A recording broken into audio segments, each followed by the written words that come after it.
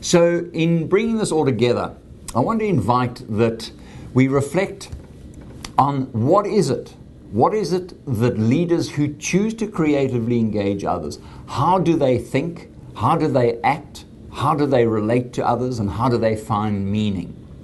And in working through these 4 themes, I want to acknowledge the work an organization called Essential Education has done in bringing the 16 guidelines associated with these 4 themes into practice, working with leaders and other people across many facets of life in bringing about an understanding as to what it takes to creatively engage others.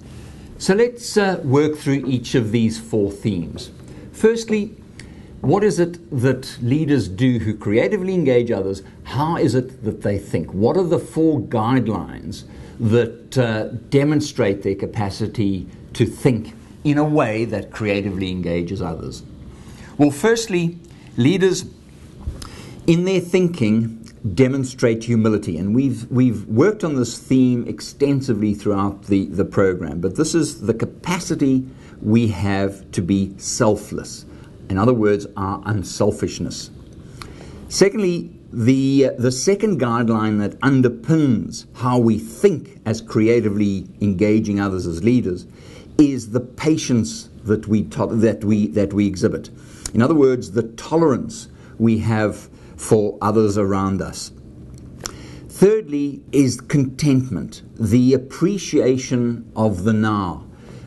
As is so often said, if we live in the past, we live in pain. If we live in the future, we live in anxiety. Leaders who creatively engage others, they are content with the now. They appreciate the now.